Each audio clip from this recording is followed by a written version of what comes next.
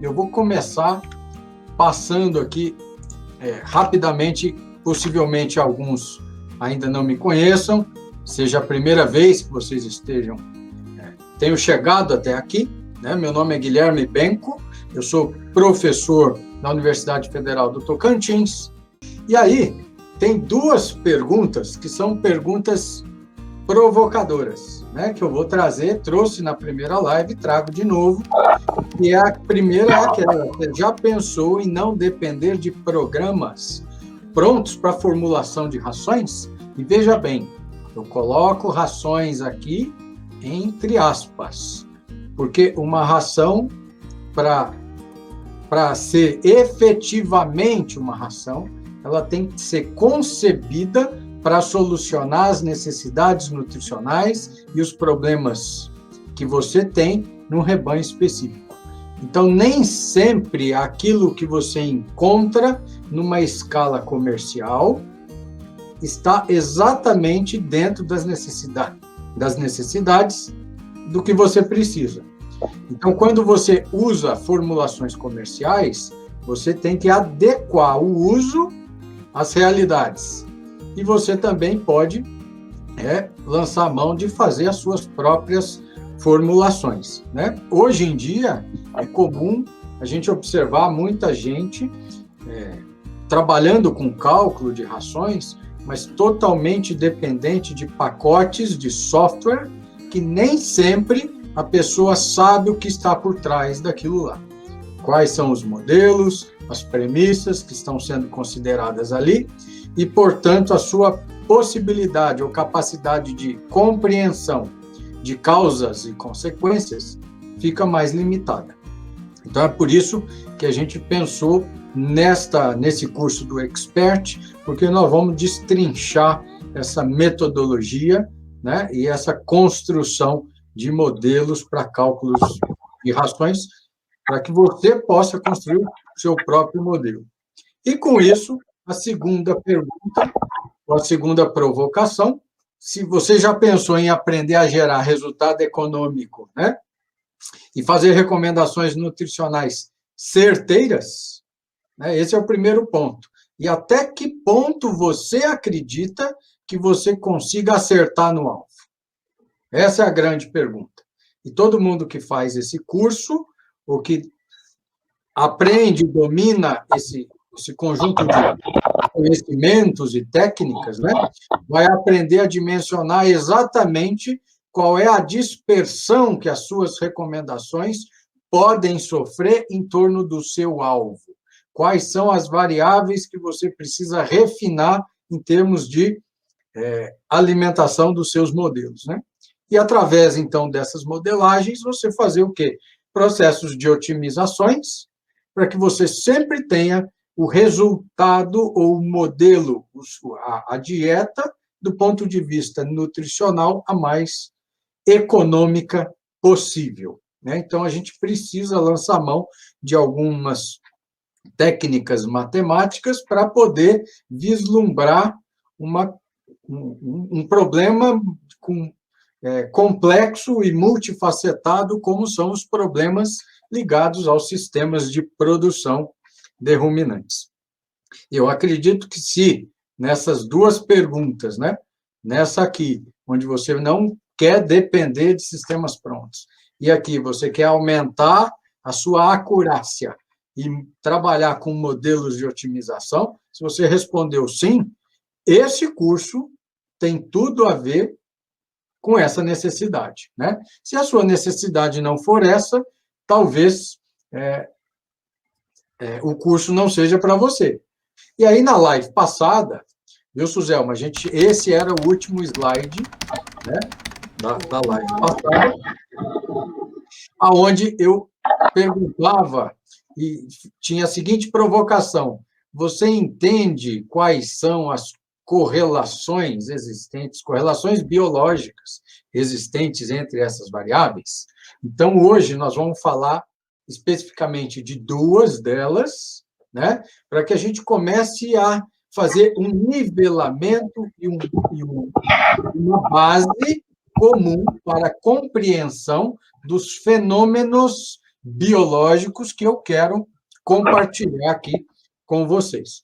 Então, eu chamei esse slide aqui de bases conceituais para a nutrição de ruminantes, porque a gente precisa construir um alicerce para o aprendizado, né? Então, eu estou partindo do princípio que alguns profissionais e até estudantes que estejam participando aqui do curso do Expert têm uma formação básica em nutrição, e aí eu preciso assumir a turma a partir dessa formação básica e entrar numa formação mais especializada dentro das questões que tangem a nutrição de ruminantes.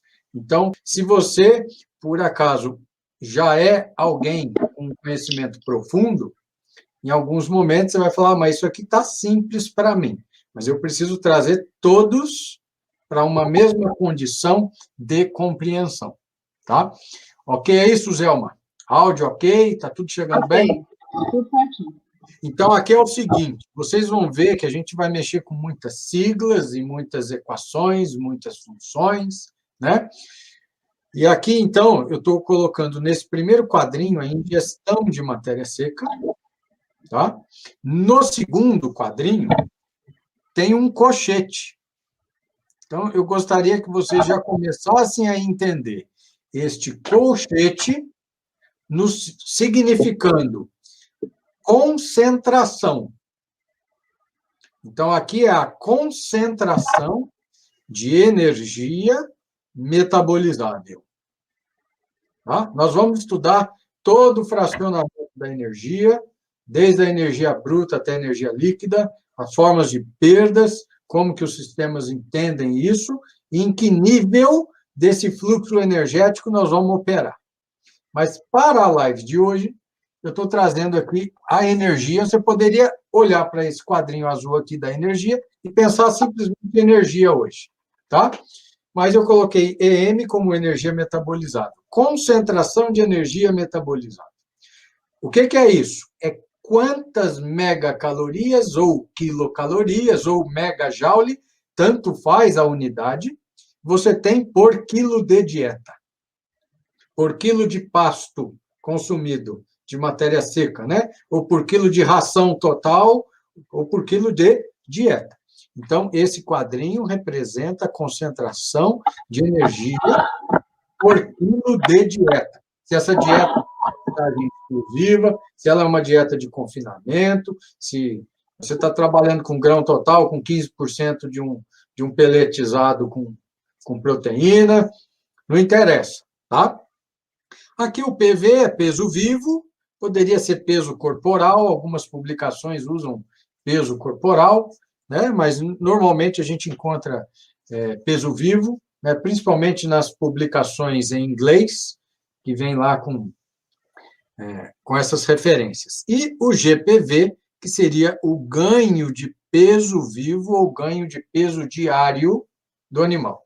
Por que eu estou trazendo esses 4 elementos aqui? Porque à medida em que vocês começarem a compreender as correlações entre essas variáveis, vai ser difícil você chegar numa propriedade e alguém te contar alguma história ou alguma lorota, né? Querer te enganar. Porque se você souber dessas 4 variáveis, se você souber 3 delas, você calcula a outra. Então, de cara, com a experiência, para quem suja a botina e gosta de mouse, né, e calculadora, né? Então, se você chega numa propriedade, você está vendo a pastagem, está vendo o gado, você tem uma ideia de qualidade, porque você sabe a época do ano, você está vendo se a planta já sementeou ou não, você está vendo a altura do pasto, a lotação que está sendo usada, você está vendo o peso dos animais, você tem uma ideia do valor energético dessa pastagem, então você, de cara, você já consegue prever uma situação potencial para ganho. E aí, como dando um de migué, né, vamos dizer assim, se é que eu posso dizer assim, você vai perguntar para o dono da fazenda como é que está o ganho de peso daquela boiada. E aí você pode ouvir uma verdade ou uma mentira. Como é que você vai saber disso?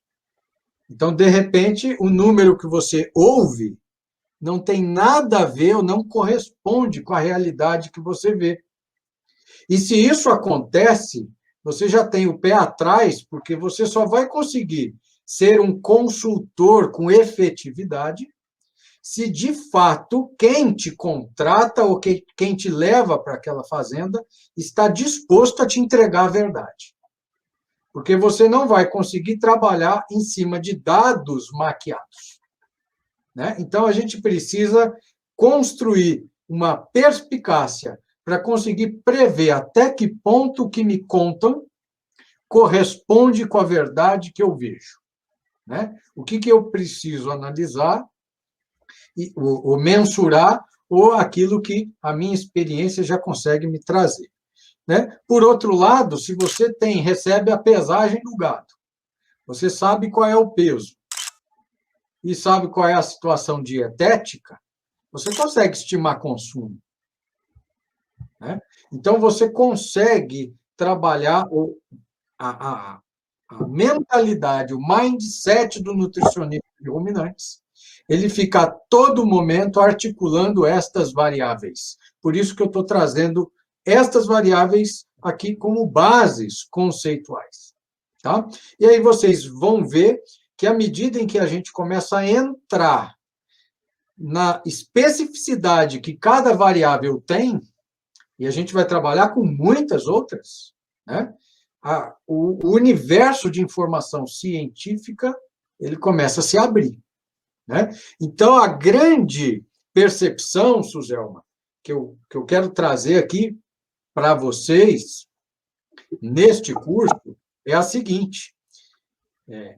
Existe, no início do curso, no início da caminhada, uma perspectiva por parte do aluno, normalmente, de compreender a dimensão de cada uma dessas variáveis numa dimensão muito restrita. E a gente vai ter que explorar isso do ponto de vista teórico, né, do ponto de vista conceitual, porque à medida em que você se apropria dos conceitos da informação teórica, toda a sua vivência e bagagem prática começa a fazer sentido. Então, muitas vezes, e eu já ouvi de vários alunos falando assim, mas a gente vai fazer alguma parte prática? A parte prática, você já tem. A parte prática é o seu dia a dia. A parte prática é a sua história profissional. E o que eu quero fazer é dar sentido da liga para esta experiência que você tem acumulada, mas que você ainda não encaixou todas as peças.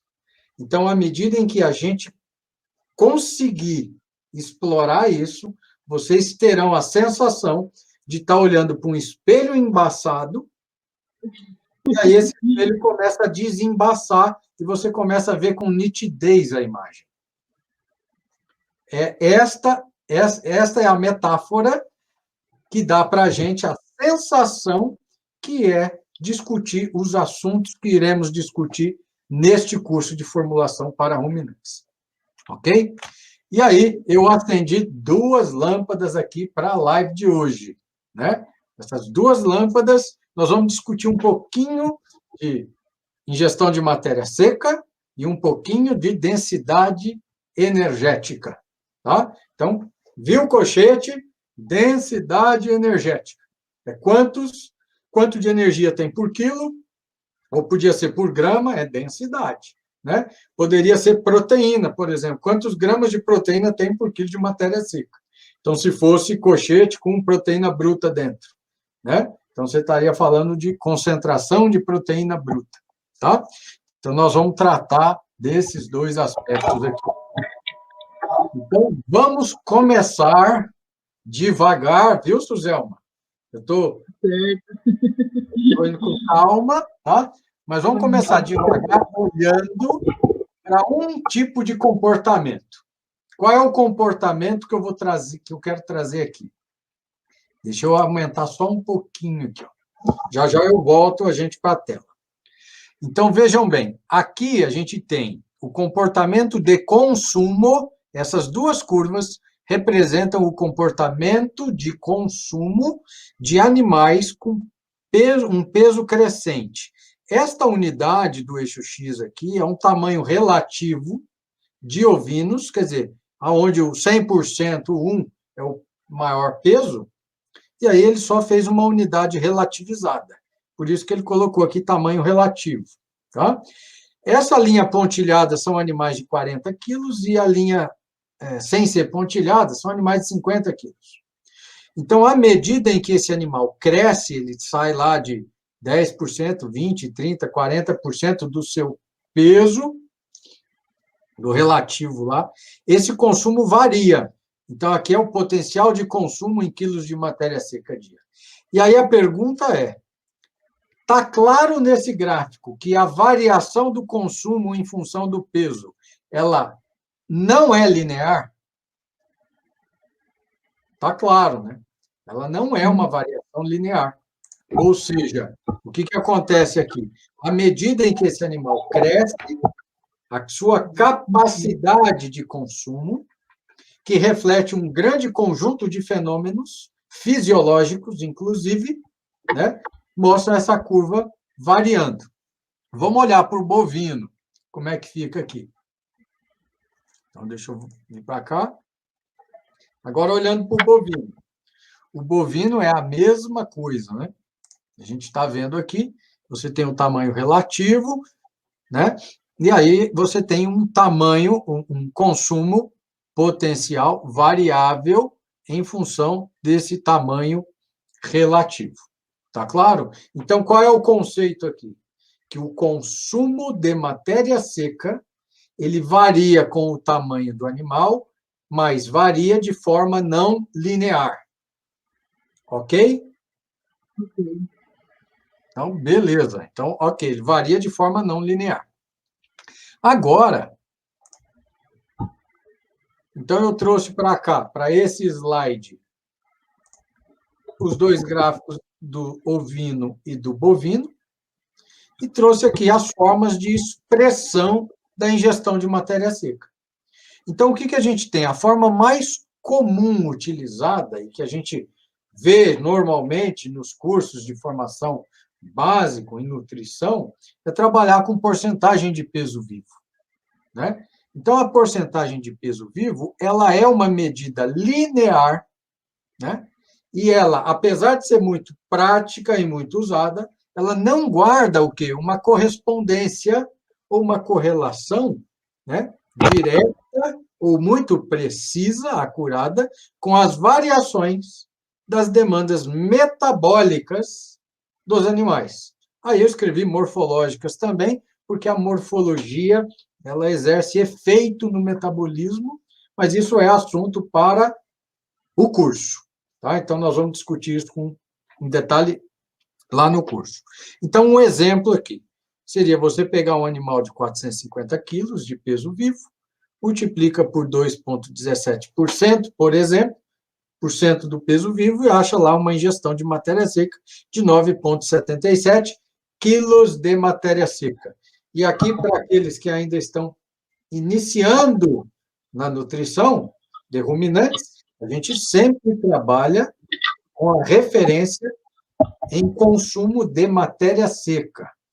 Tá? A gente só hidrata o alimento na conta na hora de botar no coxo. Então, toda a parte de formulação, a gente trabalha com base na matéria seca. Agora, a gente está... Eu chamei a atenção aqui que a medida é não linear. Quer dizer, a gente não está vendo aqui que ela é uma curva, que isso muda, né? Então, deve existir uma forma que consiga captar essas modificações, essas necessidades metabólicas, tá? E esta forma se chama peso metabólico. E o peso metabólico é um assunto grande, que é muito discutido, existem várias fórmulas ou correlações que geraram uma potência específica por espécie, né? Isso a gente vai estudar em detalhe durante o curso, mas, regra geral, o peso metabólico ele é trabalhado como o peso vivo do animal, ou da pessoa, ou do cachorro, ou de qualquer que seja o bicho, né? Elevado a 0,75. Por que isso é feito? Porque, pensa comigo, quando o animal cresce, o animal ele é um ser tridimensional, não é? Ele não é uma foto lá no Word que você chega no cantinho, ela aumenta só em altura e largura, né? Você tem 3 dimensões. Então, quando o animal cresce, ele tem um aumento de volume que acontece ao cubo. E tem um aumento de área corporal que aumenta ao quadrado. Então, à medida em que o animal cresce, a proporção de tecidos corporais metabolicamente ativos e que vão produzir calor e trocar calor com o ambiente, ele se modifica de forma não linear. E a relação matemática que melhor aproxima o tamanho corporal, que guarda a maior correlação com a taxa metabólica do animal, é a potência elevado a 0,75. Então, eu vou repetir. Quando você pega o peso do animal e eleva a 0,75, você está calculando qual é o tamanho corporal que tem melhor correspondência com a demanda energética corporal. Isso é o peso metabólico. E sabendo disso, os nutricionistas, as escolas de nutrição, os sistemas de produção, começaram a olhar para esta variável, peso metabólico, como uma variável para ser a indexadora, a referência para o consumo. Nasce aí, então, uma forma de expressar consumo, que seria quantos gramas ou quilos de matéria seca o animal come para cada quilo de peso metabólico, e não mais por quilo de peso vivo. Está claro até aqui? Esta medida, ela é uma medida não linear, porque ela é uma potência, né? E ela melhora, eu não estou dizendo que ela é perfeita, tá? Talvez muitos que estejam me ouvindo, que conheçam com profundidade esse assunto, vão pensar, bom, mas há questionamentos aqui, né? Há sim, muitos, e nós iremos discutir esses questionamentos dentro do curso, né?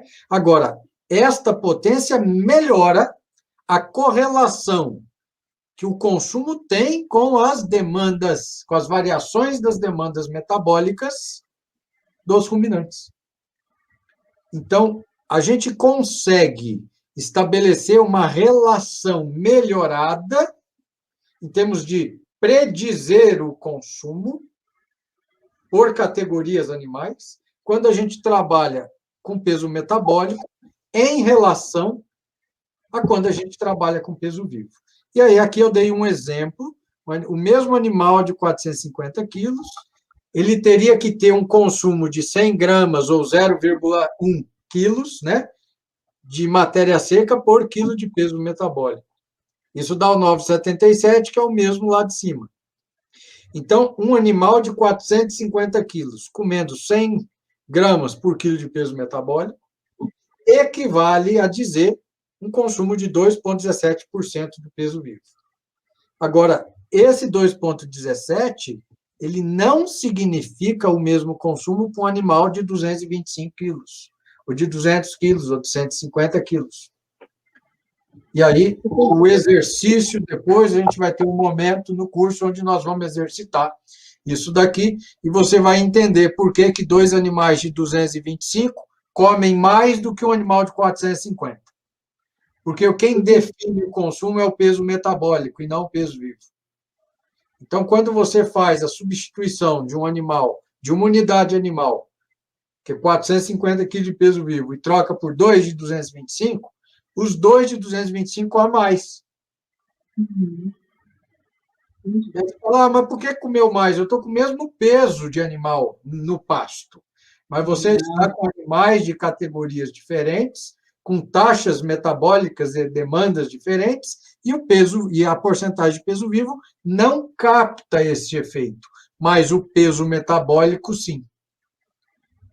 Tá? Aí nós vamos entender que o peso metabólico passa a ser uma medida bastante interessante, talvez neste momento de aquecimento e de início de curso, muitos ainda não estejam familiarizados com esta unidade, mas vocês vão ficar assim, vocês vão pensar em peso metabólico, tá? Vocês vão trabalhar em peso metabólico, vocês vão ver que faz todo o sentido.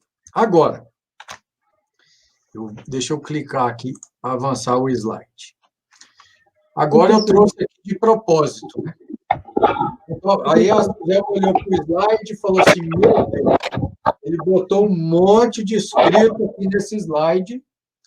O que ele quer? Não precisa ler esse de cima, não. O de cima, a parte que interessa aqui, começa aqui no The Main Weakness, que é aqui a principal fraqueza. Tá? Eu traduzi aqui embaixo. Então, o que ele está dizendo aqui? Esse é um trecho do livro, da publicação do Sistema Australiano de Nutrição de Ruminantes, que herdou, que vem de uma herança do sistema britânico. E aí ele está fazendo uma crítica aqui. Eu achei engraçado, vou colocar isso e vou defender o sistema britânico. Tá? Então, por isso que eu botei fraqueza entre aspas aqui. Então, ele fala que a principal fraqueza do sistema ARC, que é Agriculture Research Council, né? Conselho de Pesquisa na Agricultura, é que a ingestão potencial é simplesmente uma função do peso metabólico. É weight elevado a 0,75. Independentemente da maturidade, do peso do animal, em questão de sua condição corporal, estado sanitário, um monte de coisa que ele vai falar lá. Assim, um animal jovem, né, de um tamanho referencial, aqui é o frame size, se é uma raça grande, se é uma raça média, ou se é uma raça pequena, né? Um animal large frame size seria o grande, né? Ele pode ser indistinguível de um animal maduro ou em condições de um animal de baixo tamanho corporal, porque você está usando só o peso metabólico como o indicador. Na verdade, gente, são inúmeros os fatores que são condicionantes do consumo. Né? A gente vai estudar, nós vamos ver vários fatores que são determinantes e que competem entre si no sistema nervoso central para gerar feedback positivo ou negativo para o animal comer mais ou menos. Aí é um capítulo que nós vamos discutir fome e apetite, né, no curso. Mas nós vamos entender o quê? Que do ponto de vista prático, você que está aí na fazenda, você que está na fábrica de ração, você que está fazendo formulações, você precisa ter uma referência prática para poder se aproximar das modificações metabólicas que o animal tem. Então, quando o ARC propõe o peso metabólico, ele não disse que o peso metabólico é a variável única e capaz de predizer e controlar e regular o consumo. Ele não disse isso. Ele falou que o peso metabólico é um tipo de variável que capta boa parte de um efeito metabólico que se manifesta no consumo e que, portanto, pode ser usado. Mas ele, em nenhum momento, esgotou a questão, dizendo que você não tem que olhar para a qualidade da forragem, para o teor de proteína, para a quantidade do NIDA, para o teor de fibra, para a disponibilidade de forragem, para densidade de plantas por metro quadrado, para a fadiga de pastejo, né, para a condição sanitária. Ele não falou isso. Então, chega a ser ingênuo, do ponto de vista científico, o sistema falar que é uma fraqueza. Não é uma fraqueza, é uma aproximação. Quando você trabalha com modelagem matemática, você precisa selecionar quais são as variáveis que captam a maior parte do efeito, e você vai usar estas variáveis no seu modelo. Mas você não está dizendo que não existam outras.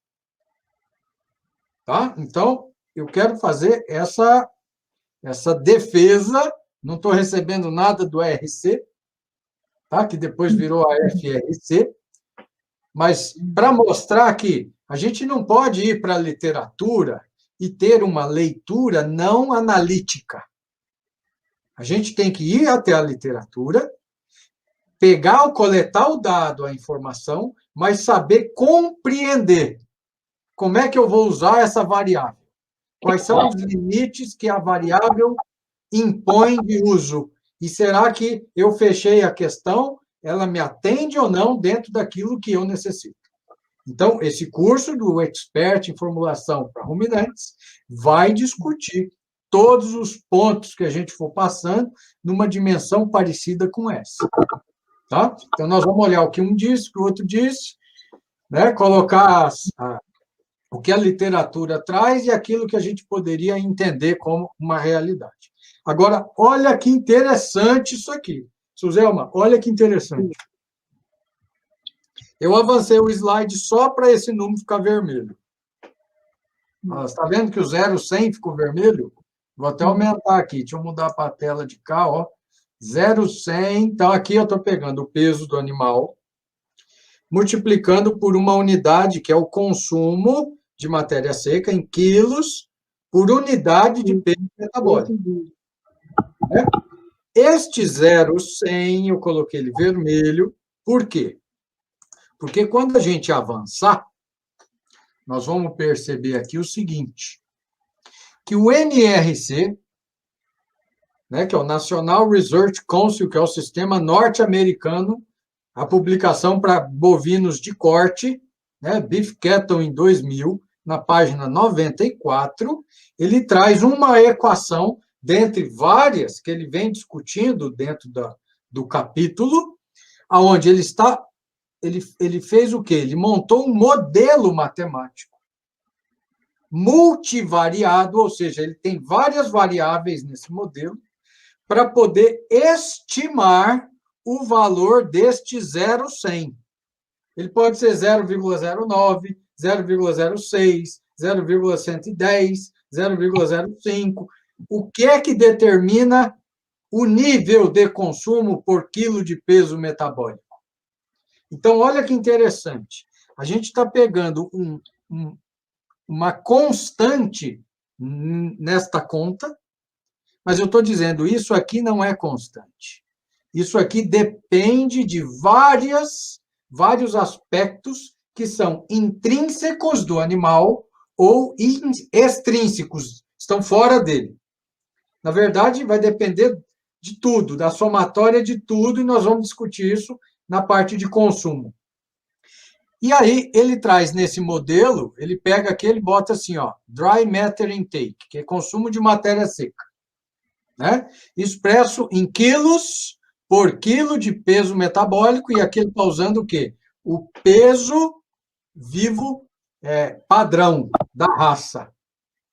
Tá? Então, o sistema ele já está considerando essa questão de peso padrão. Eu vou até fazer um parênteses aqui na explicação, que eu sabia que eu ia chegar nessa parte. Vamos ver se vocês vão conseguir me ver aqui. O gráfico está virado para vocês ou dá para ler? Mais um pouquinho. Dá para ler. Peso corporal referencial. Dá para ler. Dá para ler. Essas curvas são curvas sigmoidais que representam o crescimento do ruminante. Então, a gente tem, na parte de cima, no L, as raças de grande porte, raça de médio porte e a raça de pequeno porte, que é large, medium e small frame size. Então, o Angus está nessa de baixo aqui, no small. Os Nelore, eles estão no large, alguns no medium. Então, você vai ter, em função da raça ou do cruzamento que você usa, você vai trabalhar com tamanhos corporais diferenciados, e isso vai gerar o quê? vai gerar uma mudança na velocidade com que os processos de maturação vão acontecer no ciclo de vida. Então, os modelos mais atuais, mais atualizados, como o Cornell e o NRC, eles estão trazendo esse referencial por raça, por grupo. Né? Então, você não pode pegar e aplicar uma equação para todo tipo de bovino. Porque você tem bovino que é tardio, tem bovino que é precoce, tem bovino que é grande, que é pequeno. Quando eu trabalhei num confinamento em Araçatuba, um confinamento grande, o que a gente fazia? A gente formava lotes por tamanho corporal. Então, a gente tinha lote de animais mais tardios e de animais mais precoces. E a gente trabalhava nutricionalmente esses lotes, e quando ia fazer a venda, a gente compunha o caminhão para dar o peso médio para não ter desconto lá no frigorífico. Tá? Então, era uma forma que a gente fazia para poder criar uma homogeneidade dentro do lote e uma dieta mais parecida com aquilo que aquele grupo de animais precisava. Tá? Então, olha só que interessante. Do lado esquerdo da equação, a gente tem aquele 0,100, né? Seria o número que eu quero calcular. E do lado direito da equação, que são as variáveis... aqui é a variável dependente, né? Do lado esquerdo. As variáveis independentes, mas que vão determinar esse 0,100 aqui, que pode ser mais ou menos, é o quê? O teor de proteína bruta da forragem, a quantidade de FDA da forragem, fibra em detergente ácido, né? Para quem não sabe, fibra em detergente ácido é a fração de celulose e lignina. São dois componentes da parede celular do vegetal, tirando a hemicelulose. Por isso que a gente começa o curso discutindo composição de alimentos, viu, Suzão? Porque nós vamos ter que caracterizar isso. E além da fibra, do FDA, que seria a fração mais indigestível da fibra, a gente teria o quê? A proteína ligada ao FDA, que a gente chama de NIDA. Né? Então, vejam bem, esse sistema, ele buscou o quê? Correlacionar os componentes proteicos fibrosos e a parte de proteína indisponível como variáveis condicionadoras do nível de consumo por quilo de peso metabólico. Então, mas quanto que eu vou usar? Eu uso 0,100, 0,90, 0,80? Aí você vai ver no curso. Qual que é o sistema? Qual que é o volumoso? É confinamento? É suplementação a pasto? É animal de grande porte ou pequeno? E aí nós vamos ter os parâmetros práticos que a gente reconhece, valida, e você vai começar a medir isso na tua fazenda. É isso que você precisa saber. Quantos gramas ou quantos quilos de matéria seca o teu animal come na forma como você maneja, como você roda nos piquetes ou como você trabalha no confinamento. Tá? Então, esse é um parâmetro importante. Tá? Então, esse número ele vem de um conjunto de fatores. Mas aqui não está doença, aqui não está sexo, aqui não está densidade energética, aqui não tem um monte de variável que pode influenciar nele que não está no modelo. Mas por quê? Porque o sistema, num conjunto, numa proposta de estudo dessa variável, resolveu elencar estas variáveis como variáveis mais fáceis de serem conhecidas e capazes de predizer isso. Então, nós vamos discutir isso mais para frente, ok? Então, se você olhar para o lado de cá e falar que é uma fraqueza do ARC discutir peso metabólico, pelo amor de Deus, não é fraqueza. Isso é uma definição, é uma demarcação de escopo em que nível eu vou trabalhar. E, a partir daqui, então, os sistemas começam a estudar quais são as variáveis que vão influenciar nesse parâmetro. Né? E aí a coisa começa a ficar mais detalhada. Ok? Até aqui? Então, nós vimos que a gente pode falar em consumo como porcentagem do peso vivo ou quilo por quilo de matéria seca por unidade de peso metabólico. Ok. Então, vamos dar o próximo passo. O próximo passo são as variações nutricionais das classes de forragens. Aí eu trouxe aqui, deixa eu...